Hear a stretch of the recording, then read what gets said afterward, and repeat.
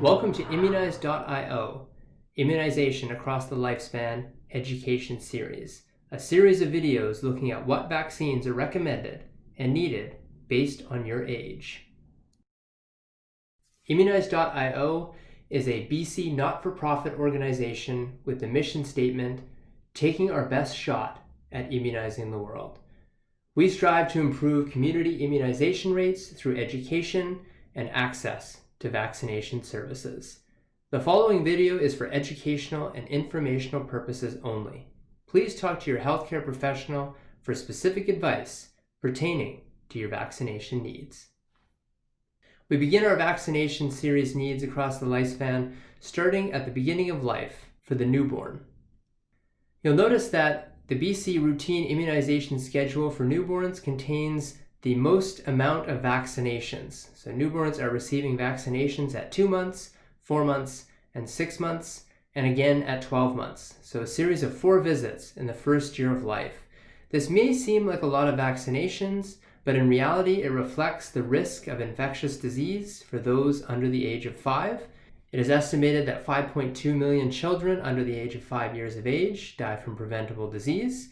And in that 5 million, a large portion account for those age 1 to 11 months. So that's why a lot of those diseases that cause preventable death and morbidity or sickness in newborns are accounted for in our routine immunization schedule.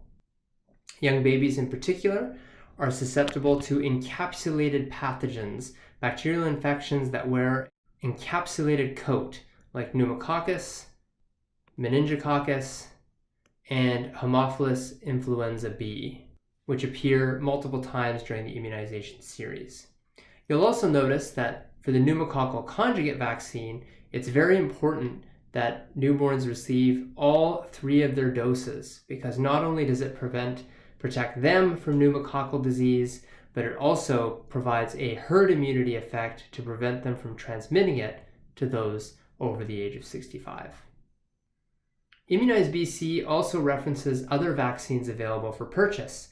In addition to the routine vaccines mentioned in the schedule, your child may benefit from getting other vaccines that you can purchase. These vaccines can give your child extra protection against certain diseases, and it's very important that you talk to your healthcare provider to see if your child has all the protection that they need. One extra protection that should be considered for all children is protection against meningococcal B, meningitis B. Now, if we look at the incidence of meningitis from 1996 till 2016, you'll see that there's a spike in serogroup C, which is a type of strain of meningitis that caused a spike in disease. Now, you notice that according to the schedule, meningococcal C vaccine is accounted for. So that spike is something that is prevented through vaccination. When we go back, we can see it decline over the years, and that's largely due to that vaccine that's administered as part of the routine schedule. Now, unfortunately, when we put our foot on the gas of one strain, it's almost like whack-a-mole. Anything we don't vaccinate tends to pop up again. So serogroup B, you'll see, tends to make up a lot of the cases we see these days, especially for those under the age of 1. So for extra disease protection, you should consider immunizing your child against meningitis B. If we do choose to do meningitis B, it'll be for purchase, it'll be outside of the routine schedule, and it can be added in at certain immunization visits at 2, 4 months, 6 months with a booster dose at 18 months.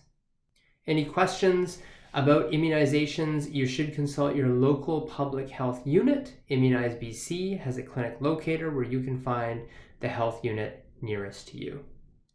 Thank you for listening. For more information, check out immunizebc.ca, and most importantly, talk to your healthcare professional for specific advice pertaining to your or your family's vaccination needs. Don't have a healthcare professional looking at your immunization needs? Contact us at info@immunize.io.